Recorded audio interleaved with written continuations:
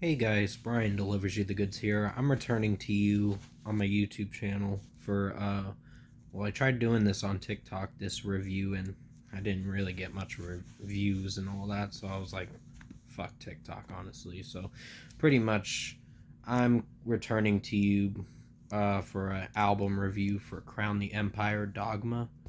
So I'm gonna discuss what I listened to for this 10-track album officially because we've been waiting for this album since February, I believe. And I'll let you know my thoughts on this album overall and what I thought of it. So let's dive into this album review for Crown the Empire Dogma.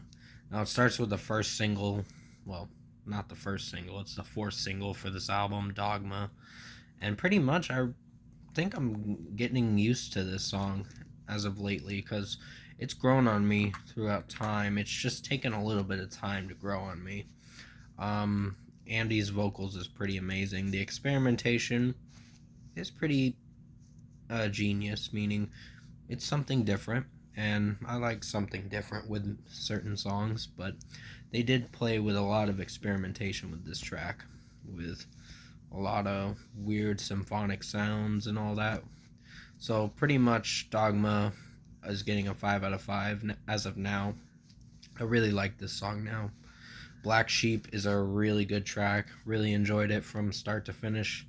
And Andy's vocals sound good. Hayden's screams is amazing, in my personal opinion. And I'm really digging the vibe for this track and how it sounds overall. The screams from Hayden are great. So 5 out of 5. Modified is another great regular track. Really enjoyed this one. So 5 out of 5 for this one. It's like continuing from the last song, Black Sheep, and it sounds really good with how Andy's vocals is in this chorus of the track. So 5 out of 5. Then comes Paranoid, and I was really surprised with this. I could really relate to this track with feeling like you're paranoid and all that. So the lyrics really are relatable to someone who's going through a mental health crisis or whatever. So pretty much really enjoyed this track. 5 out of 5. In Another Life, featuring Courtney LaPlante from Spirit Box, was the first single for this album, which came out in like August of 2021. So quite a bit ago, but pretty much really enjoyed this track with how it sounded.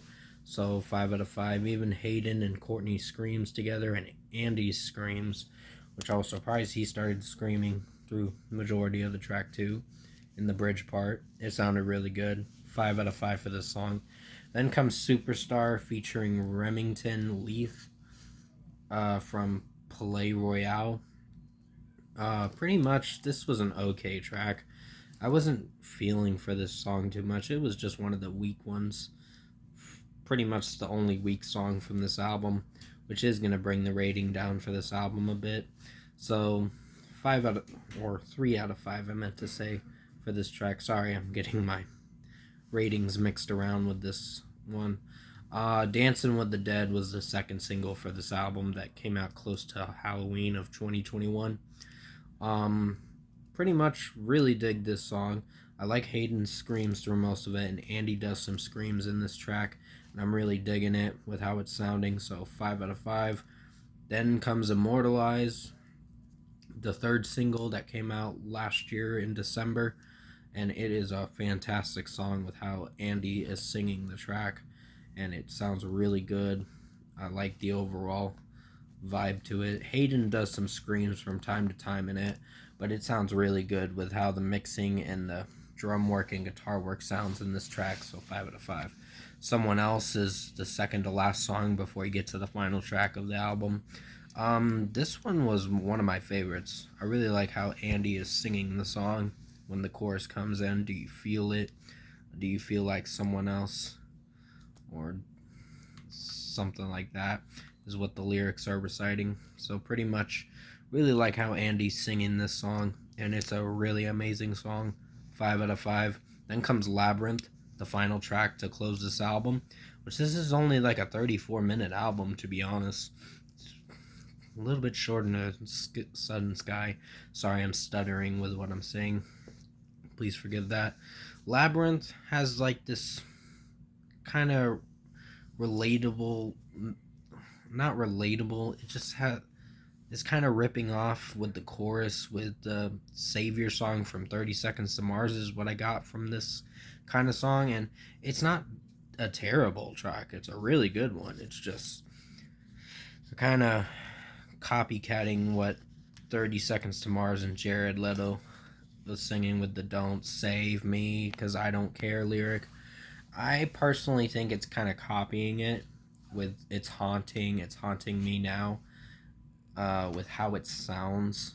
But I know they're trying not to, but it just sounds like that, if I'm being 100% honest. But I still like the track, so I'll still give it a 5 out of 5 because the breakdowns and the verses for this song were really good.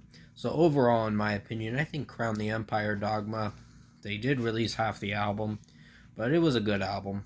It took a little bit of time for Dogma to grow on me, the title track, but pretty much the only song I had a complaint about was Superstar because of the way it sounds pretentious with the lyrics and kind of just like, oh, I'm going to be a superstar kind of shit.